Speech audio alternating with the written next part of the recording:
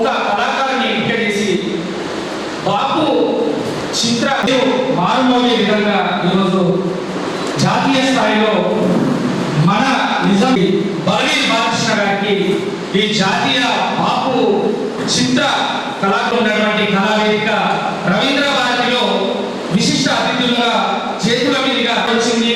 వారి వాస్తవ్యుడు నిజామాబాద్ చెందినటువంటి వ్యక్తికి వచ్చింది అని చెప్పగానే పోలీస్ సాయి కుమార్ గారు వెంటనే వాయిస్ ఇవ్వడం కాదు, మనము మన ఇంటి నుంచి మన సత్కారాన్ని మనం సత్కరించిన తర్వాత మనం పంపించాలి అనేటువంటి ఉద్దేశంతో ఆయన చెప్పగానే వెంటనే ఆది ప్రవీణ్ గారు కావచ్చు మనం చిన్న సత్కారం చేసి పంపిద్దామనేటువంటి ఉద్దేశంతో గుటా ఉండిన రేపటి రేపే చేద్దామనేటువంటి గుటా ఉండిన సాయి కుమార్ గారు కావచ్చు దాంట్లో ఇది గెలపడం ఎందుకు మనము విడిగా చేద్దామనేటువంటి ఉద్దేశంతో ఈరోజు ఈ కార్యక్రమం నిర్వహించడానికి వారు పూనుకొని దీనికి చేయడం అనేది ఈరోజు కళాకారులకు ఇస్తున్నటువంటి గౌరవం కాదు, ఈరోజు నిజామాబాద్ జిల్లాలో ఉన్నటువంటి కళాకారులందరికీ ఇస్తున్నటువంటి ఒక గౌరవంగా భావిస్తారు. ఎందుకంటే దాశరథి శత జయంతి వేడుకలను ఈరోజు అంగరంగ వైభవంగా రాష్ట్రం మొత్తం ఎక్కడ కూడా లేని విధంగా, ఎందుకంటే ఆయన తెలంగాణకే తలమానికం.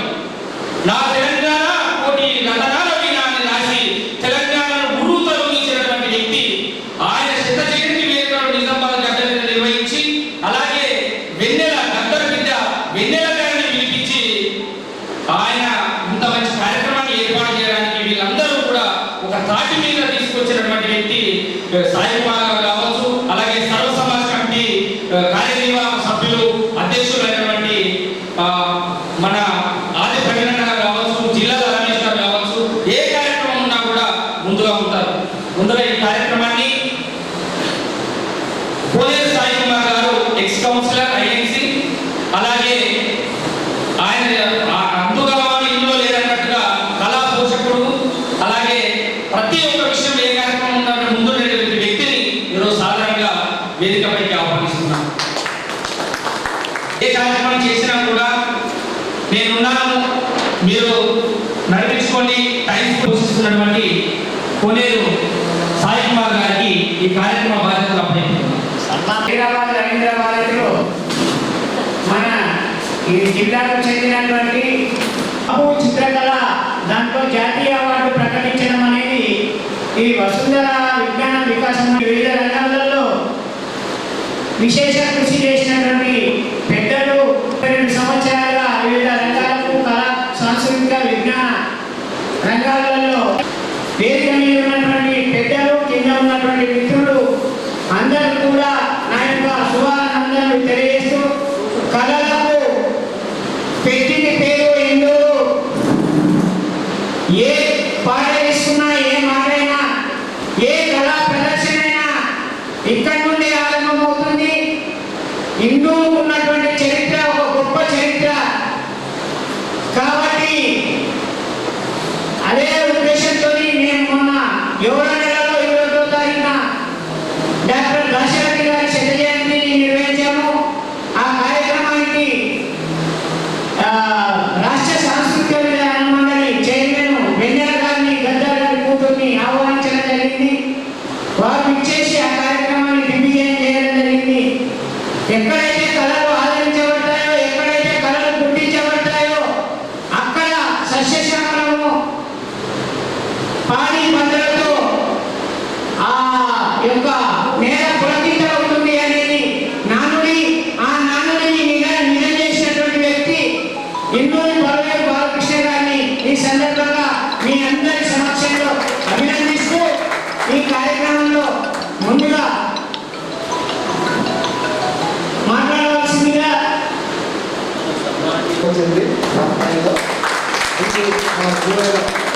మన దైవ సమానం పిటి చంద్రబాబు గారికి సన్మానం జరిగిన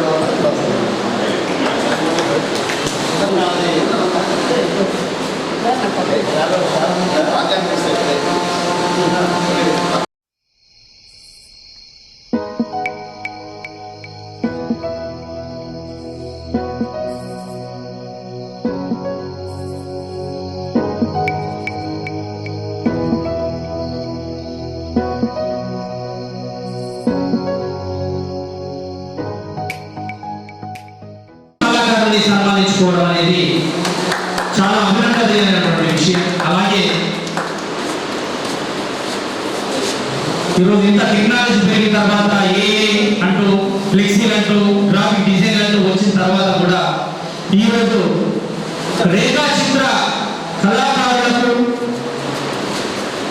పెయింటింగ్ కళాకారులకు ఆదరణ లభిస్తుంది అనేటువంటి ఉద్దేశంతో ఈరోజు మహాదేవ్ ఆర్ట్స్ కానీ ఇంకా మిగతా ఆర్ట్స్ అసోసియేషన్స్ వారు కానీ ఉమ్మడిగా కలిసి రావడం అనేది చాలా సంతోషదాయకమైన విషయం. తర్వాత జిల్లాల రమేష్ గారిని సత్కరించి అలాగే తను ఇచ్చినటువంటి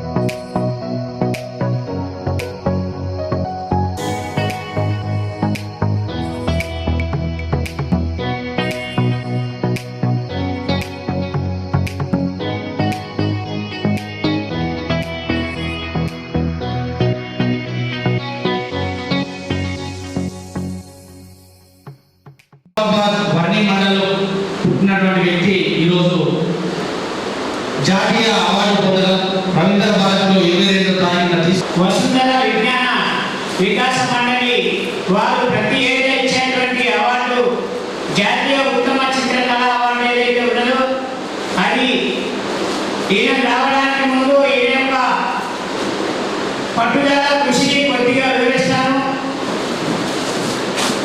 ప్రతి రంగంలో ఏదైనా చేయాలంటే ఒక గురువు ఉంటాడు, కానీ ఎలాంటి గురువు లేకుండా ఏ కళని లాంటి శ్రద్ధలు కనవలసినటువంటి బలమైన బాలకృష్ణ గారిని అభినందిస్తున్నాను. వారు కావాలని స్వయం కృషి తప్ప ఇంకోటి లేదు.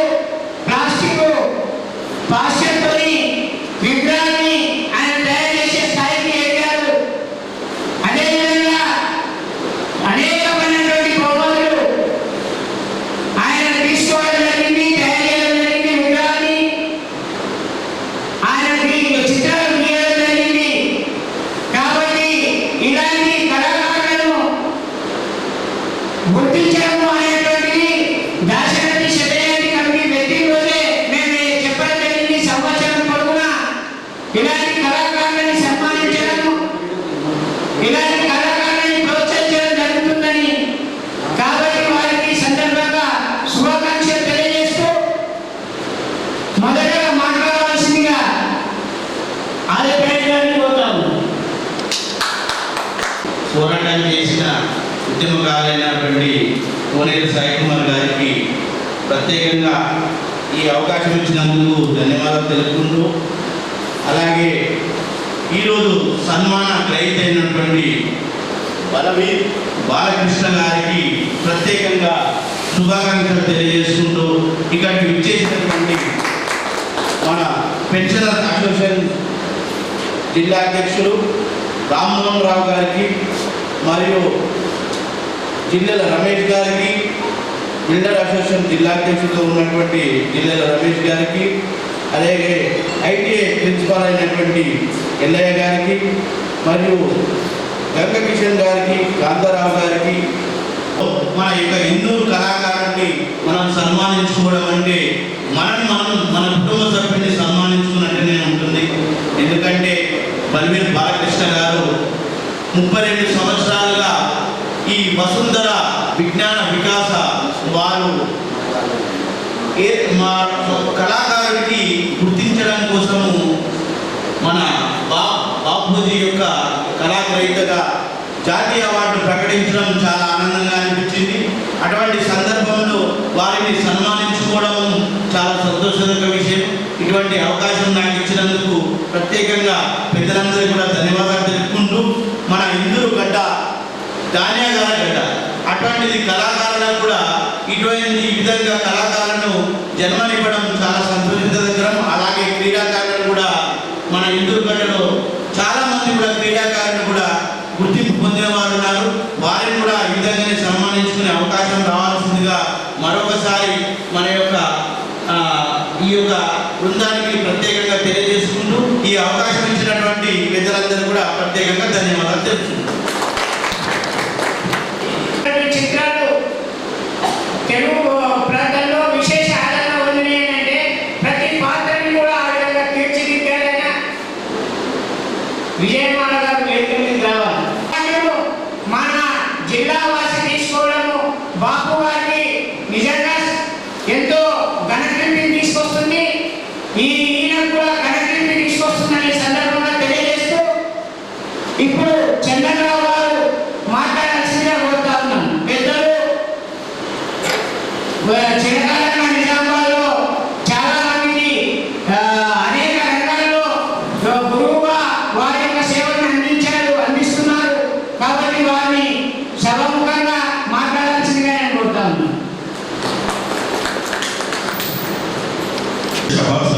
అవుతుంది కాబట్టి అలాగే ఈ భవన నిర్మాణానికి ప్రాణెత్తిన కూలీ లేబర్ల మహాకవి శ్రీ అన్నట్టు ఈ భవనానికి పునాది రాయిగా నిలిచినటువంటి సహోదయ మూర్తులు శ్రీ రామ్మోహన్ రావు గారికి, ఈ కార్యక్రమానికి ఇక్కడ ఎన్నో కార్యక్రమాలు జరిగాయి. ఇప్పటి వరకు చాలా సభలకు నన్ను పిలిచారు, అనివార్య కారణాల వల్ల రాలేకపోయాడు. ఇప్పుడు ఇక్కడికి వచ్చి చూసిన తర్వాత అనిపించింది ఇంత చక్కటి వేదిక నాకు మన నిజామాబాద్లో ఇంత చక్కటి సౌందర్యవంతమైన కళా వేదిక లేదు అనిపించింది నాకు. ఈ సందర్భంగా రామ్మోహన్ రావు గారి అభివృద్ధిని నేను మనస్ఫూర్తిగా అభినందిస్తున్నాను. ఇక ఈనాటి కార్యక్రమానికి కథానాయకుడు అంటే hero of this event Shri Balveer గారు. ఆయన పేరు వాళ్ళ తల్లిదండ్రులు బలవీరుని ఎందుకు పేరు పెట్టారో నాకు తెలియదు, కానీ మంచి బలం ఉన్నటువంటి కళాకారుడు. పక్క బాగా అంటే బాగుండదు, తెలంగాణ భాషలో చెప్పాలంటే బలిసిన అంటే బాగుండదు, కానీ బలమైనటువంటి కళాకారుడు. ఒక సందర్భంలో వాళ్ళ వదిన గారికి నాకు స్నేహం ఉంది. ఆవిడ మాకు రోజు అన్నం పెట్టి అన్నపూర్ణ ఆ మహాతల్లి వల్ల పరిచయం అయ్యాడు. ఒక సందర్భంలో వర్ణి పెడితే అనుకోకుండా సంజయ్ గారు మాట అన్నారు, అంకుల్ మా మరిది మంచి కళాకారుడు, గొప్ప కళాకారుడు, చాలా బొమ్మలు ఇస్తాడు, ఒకసారి ఆయన చూడండి అన్నది. ఎందుకమ్మా ఎప్పుడైనా చూద్దాంలే అన్నాను. కానీ ఆమె బలవంతంగా తీసుకెళ్ళి వాడి ఇంటికి తీసుకెళ్ళి వాడు పరిచయం చేసింది. అప్పుడు ఈ వీణ బలవీరు దంపతులు నన్ను రుసుగు చేసుకున్నారు. ఆ మాట ఈ మాట మాట్లాడిన తర్వాత సార్ బొమ్మలు కూడా ఇంట్లో చూసిన తర్వాత నేను అన్నాను అన్నమాట, ఈ పెద్దలకు మాత్రమే కాదు, బుద్ధులు ఎవరెవరికి చిన్నగా ఉన్నాయో ఆ బుద్ధులు వికసింపజేయడానికి కానీ నేను భావిస్తున్నాను. ఇక బల్వీరు గారు గొప్ప కళాకారుడు. అతనికి రాష్ట్ర స్థాయి కంటే ముందు మన నిజామాబాద్ స్థాయిలో తెలుగు వెలుగు సమర్పణ పురస్కారం వచ్చింది. అట్లాగే శ్రీమానస్ ఆర్ట్ థియేటర్స్ హైదరాబాద్ వాళ్ళు రాష్ట్ర స్థాయి పురస్కారం ఇచ్చారు. ఇప్పుడు ఈ 2022 రవీంద్ర భారతిలో జాతీయ స్థాయి అవార్డు అందుకోబోతున్నాడు ఆయన. దీని వెనుక ఆయన పెద్ద మనసుతో చెప్పాడు, చంద్రబాబు గారు నాకు అది ఇది అని చెప్పి. ఆయన ఎంత గాలి కొట్టినా నేను ఉబ్బిపోయారని ఆల్రెడీ ఉబ్బుకున్నాను కాబట్టి నన్ను ఎవరు ఉబ్బించే పని లేదు, ఎందుకంటే స్వయంగా బాగా లావుకుంటారు. కాబట్టి ఆయనలో ఉన్నటువంటి గొప్పతనం ఏంటంటే అంత ప్రతిభ ఉన్నప్పటికీ కూడా ఎప్పుడు ఇక్కడ ఇది నేను అని చెప్పి ఇంత బొమ్మ వేసి ఇంత పేరు కూడా వేసుకోవడం. అలాంటి ఒక సామాన్యుడిగా కనిపించే బలివీర సారి గారికి బాపు ఎక్కడి బాపండి, గోదావరి జిల్లాలో పుట్టి మద్రాసులో ఉండి అనేకమైన 20 సినిమాలు తీసినటువంటి మహాదర్శకుడు, చిత్రకారుడు. అటువంటి మహాబాపుకి పేరు మీద ఆయన పురస్కారం రావడం మన నిజామాబాద్ జిల్లా చేసుకున్న అదృష్టంగా నేను భావిస్తున్నాను. ఒక వ్యక్తి కలెక్టర్ కావచ్చు, కలెక్టర్ కావడం నా దృష్టిలో చాలా చిన్న విషయం. రాత్రి వాళ్ళు బట్టి పెట్టిన పుస్తకాలు చదివితే కలెక్టర్ కావచ్చు, కానీ కళాకారుడు కావడం మాత్రం గురువుజీలో ఉండేవారు.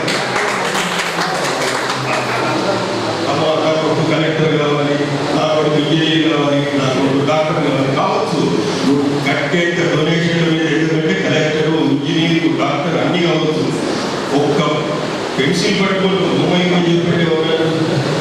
కాబట్టి నేను అంటాను, కలెక్టర్ గారి కంటే, ముఖ్యమంత్రి గారి కంటే, ప్రధానమంత్రి గారి కంటే గొప్ప గౌరవం అంటే చిత్రకారులు. అటువంటి ప్రతిభ కలిగినటువంటి చిత్రకారులు కలిగిస్తారు.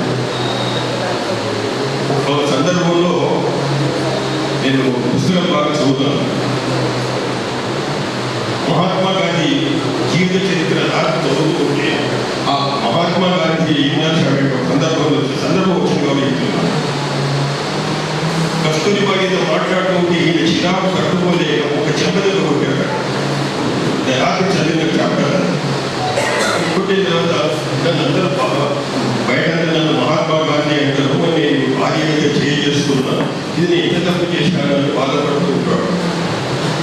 అందులో నాకు ఏమండి వంట అయింది, వచ్చి ఫోన్ చేసేయండి అని అంటాడు. ఆ గాంధీ అంటాడు, నేను ఫోన్ చేయను, నేను కొట్టాను కదా. అప్పుడు ఆమె అంటుంది, నువ్వు చేసావు తప్ప నేను ఫోన్ చేయను అంటాడు. ఆ డైరీలో రాసుకుంటాడు ఆయన. మన మహాత్మా గాంధీ సినిమాలో కూడా చూసాం ఆ సన్నివేశం. కారణం ఏమిటి అంటే, ఎంతటి మహానుభావులైనా మామూలు ఆత్మనే ఉంటుంది తప్ప మహానాత్మ కొందరిలోనే ఉంటుంది. అది మహాత్మా గాంధీలోనే ఉంటుంది. మనమంతా మామూలు ఆత్మల. ఇప్పుడు ఆయన బొమ్మ వేస్తూ ఉంటాడు. ఆ బొమ్మ వేస్తూ ఉంటే ఇట్లా అంటాడు, అక్కడ వదిలేస్తాడు, ఇక్కడ ఇక్కడ అంటాడు, మళ్ళా వదిలేస్తాడు. ఒకసారి చేస్తూ చూశాను. దాన్ని ఏం చేస్తున్నామంటే దాని తర్వాత చేస్తాను సార్. కాబట్టి ఇంట్లో వంట చేసేటటువంటి ఆ వంట ఏదైతే ఉన్నదో అది అద్భుతమైన కాలం. నేను ఒక సందర్భంలో చెప్పాను, ప్రతి వంటిల్లు ఒక ల్యాబొరేటరీ, ప్రతి వంట ఇల్లు ఒక ల్యాబొరేటరీ, ప్రతి మహిళ ఒక సైంటిస్టు, ప్రతి పూట వంట ఒక ఎక్స్పెరిమెంట్. తిన్న తర్వాత చెప్తాడు వాడు సైంటిస్ట్ పాస్ అవుతారు. కాబట్టి ప్రతిదీ వంట కూడా కలలే. కాబట్టి చిత్రకళా రంగంలో రాణిస్తున్నటువంటి మిత్రులు బలివీరి గారు నన్ను గురువు అన్న నేను అతను సారనే పిలుస్తాను. కారణం ఏంటంటే సారన్న మాటలో బలివీరి గారిలో ఉన్న సౌజన్య వృత్తి మనకు చాలా ఇష్టం. ఎవరో ముందుకు అంటే ఎలా ఉండవు, మతాలు ఉండవు, హక్కులు అనేది ఉండవు. ప్రపంచంలో భూమి మీద ఎక్కడున్న కళాకారుడుగానే గుర్తింపబడతారు. అది ఎంతో కానీ అక్క ఎక్కడో ఇక్కడికి వచ్చినా కూడా దానికి తగ్గట్టుగా పాట పాడుతుంది. వెంటనే ఏ పాట పాడతాం అనగానే కళాకారుడు శివస్వరూపుడు కాబట్టి సత్యం శివ సుందరం అని పాట పాడతానని చెప్పేసి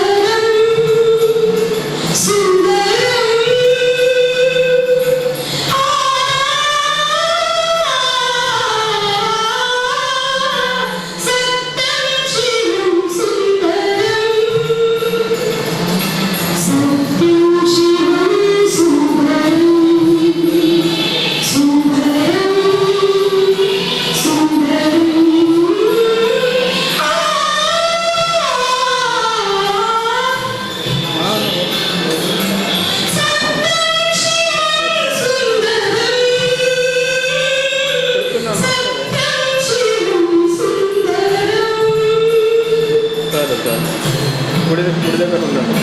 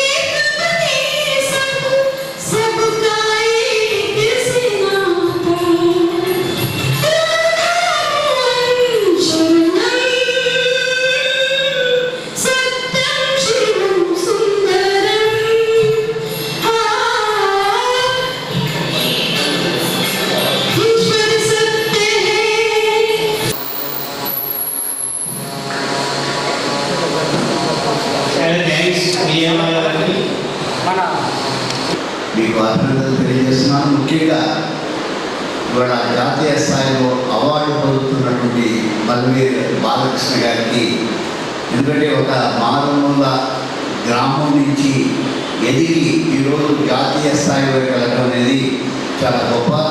అలాంటి వ్యక్తిని గౌరవించుకోవడం కోసం అతని మిత్రులందరూ కూడా పడుతున్న శ్రమ చూసి వాళ్ళ యొక్క ఉత్సాహాన్ని చూసి మాకు చాలా సంతోషంగా ఉంది. మీ అందరికీ అభినందనలు తెలియజేస్తూ థ్యాంక్ యూ. అవార్డు తీసుకోవడం చిన్న విషయం కాదు. పెద్ద అన్నట్టు ఒక విషయం, దానికి అతను సద్వినియోగం చేసుకొని ఇంత కష్టపడడం, ఇంత సంకల్పం చేసుకొని ఆ పట్టుదలతో అతను ఇంత కృషితో ఎదగడం అనేది చిన్న విషయం కాదు. అతని కృషిని గుర్తించి ఈరోజు జాతీయ అవార్డు రావడం అనేది గొప్ప విషయం.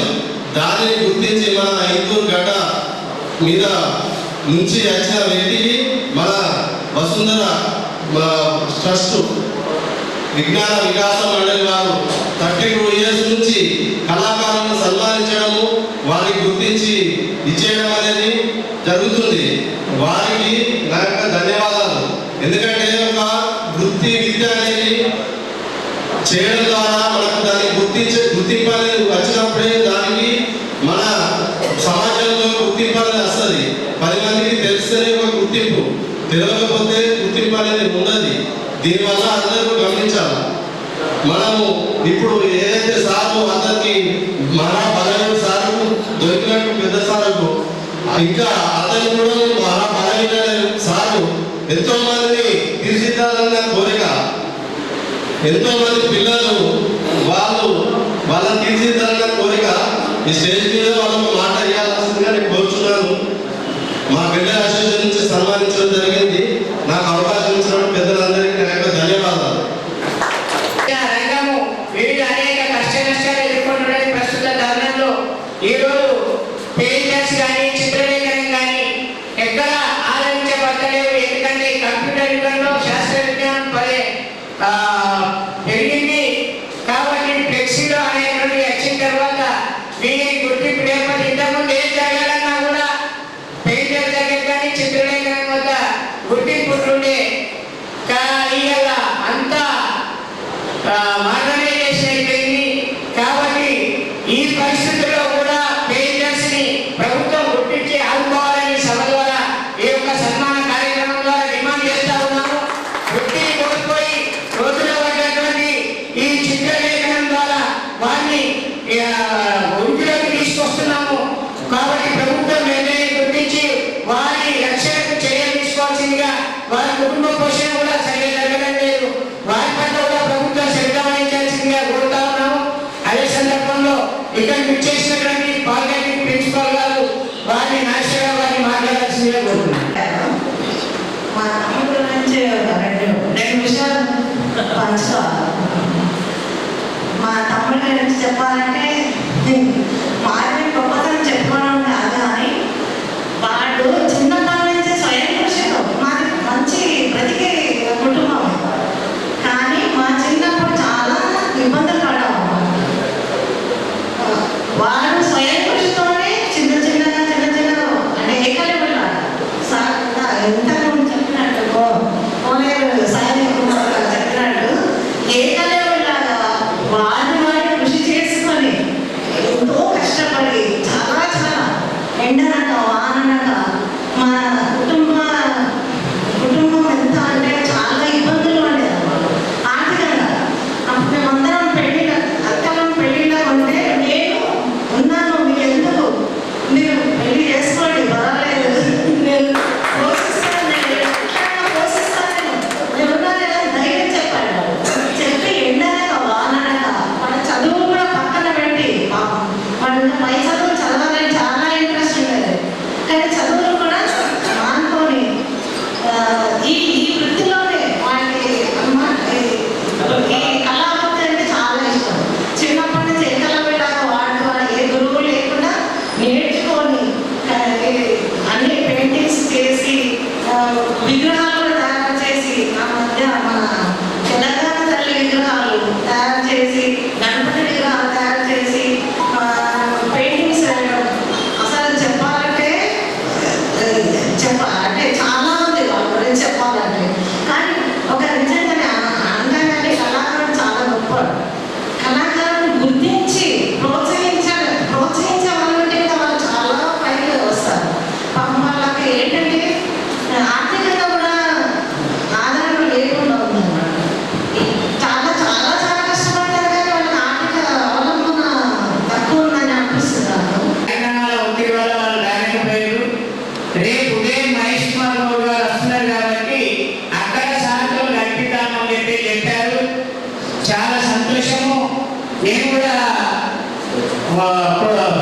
బాలకృష్ణ గారితో బలవీర్ గారితో నేను విజ్ఞప్తి చేస్తున్నా. రేపు మహేష్ కుమార్ గౌడ్ గారు విచ్చేస్తున్న నినాదాలు కాబట్టి అక్కడ కూడా వారితో కలిసి మీ గురించి ఇంటర్వ్యూ చేద్దామని చెప్పేసి రావాల్సిందిగా కోరుతున్నాను.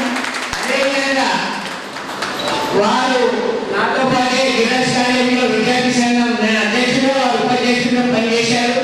కాబట్టి మేము చదువుకునేటప్పుడు ఇంటానికి శారద బాలకాలు పోరాటాలు ఎన్నో చూసాము. విద్యార్థి దశ నుంచే వెలుగులోకి కానీ ఎన్నో విషయాలపైన ప్రత్యక్ష పరోక్ష పోరాటాలు చేస్తూనే ఉన్నాము. కాబట్టి మాజీ కౌన్సిలర్ కూడా నిరుపేదలకు పట్టాలు ఇవ్వడానికి కూడా ఆమరణ విషయం చేశాం.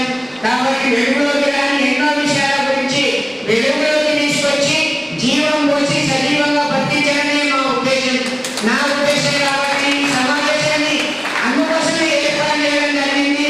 కళలకు కానా చేయనటువంటి నిజామాబాద్ జిల్లా ఎనిమిది జిల్లాలో వెలుగు వాళ్ళకి రావాల్సినటువంటి విషయాన్ని తెలుగులోకి తీసుకొచ్చి ఆ ఫలాలు పెట్టేటట్లు ప్రతిభ కనపరిచి ప్రతిభను గుర్తించేటట్లు ప్రభుత్వం దృష్టికి తీసుకొచ్చి వారికి సరైన న్యాయం లభించేలా చూడడమే ధ్యేయంగా ఈరోజు కళలు కానా చేయనటువంటి ఎనిమిది జిల్లాను మొట్టమొదటిగా మీరందరూ కూడా వాగ్దానం చెప్పి ఇప్పుడు వారు మాట్లాడాల్సిందే.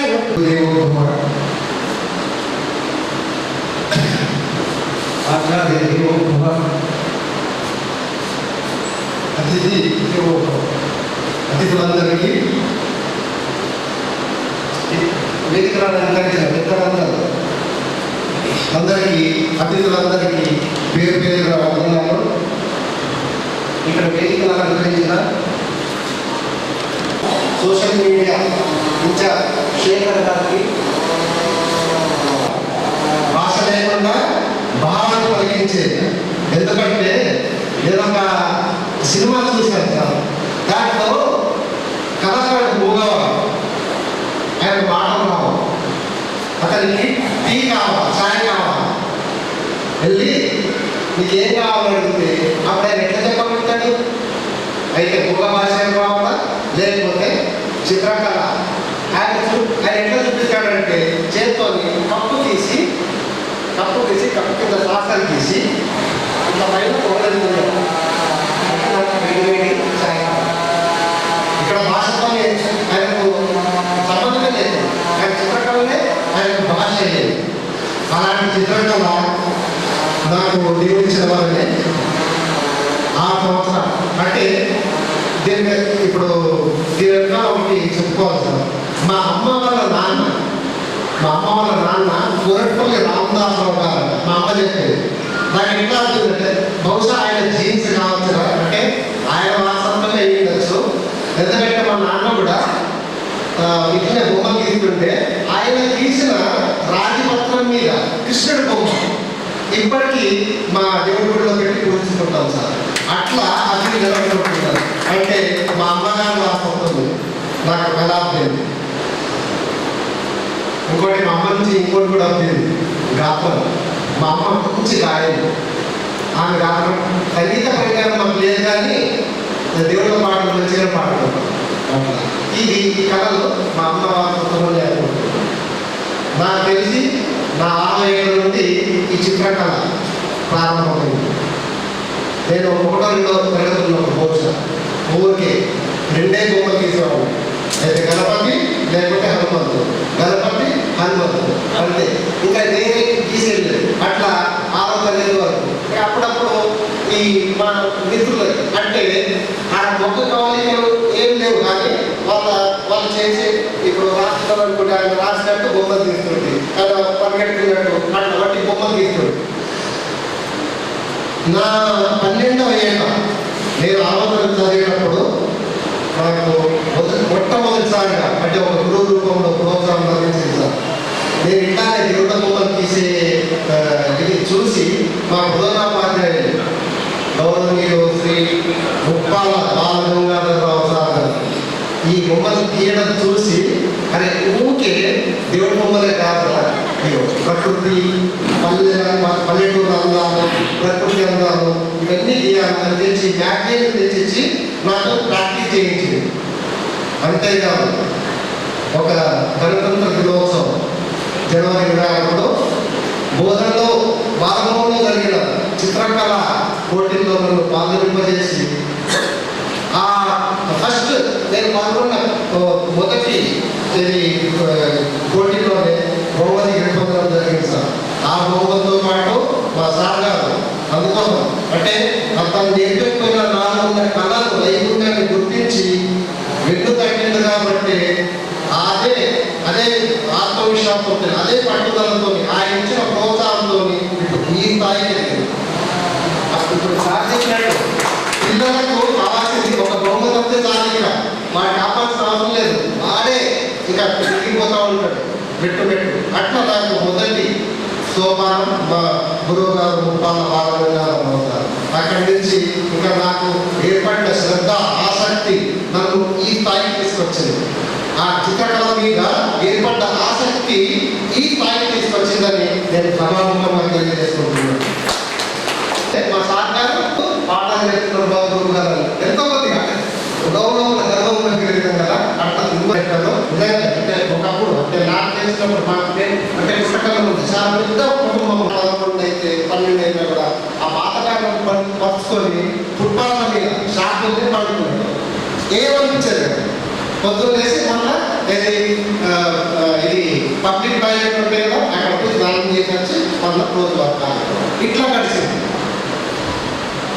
అంత కష్టపడినా కూడా ఈ కళలో ఏదో తృప్తి ఉంటుంది. రోజు మనం చేసే పనిలో ఆ పనిలో శ్రద్ధ ఉంటుంది కాబట్టి తృప్తి ఆ కష్టం అనేది ఒక నూరుకోకుండా కనిపిస్తుంది.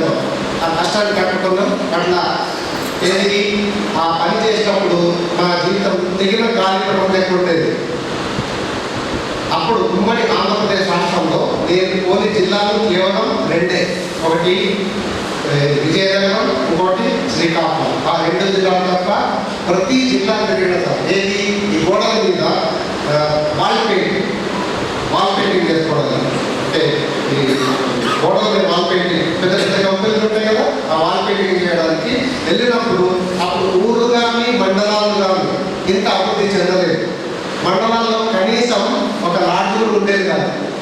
మేము వెళ్ళినప్పుడు వాళ్ళు పని చేసుకుంటూ వెళ్ళినప్పుడు ఏ ఊళ్ళో వెళ్తే ఆ ఊళ్ళో పని చేసుకుంటూ అక్కడనే అయితే స్కూల్ బడి లేకపోతే గుడి చూసుకొని రాసుకుంటాం. మేము పడుకునేది బడి లేకపోతే గుడి.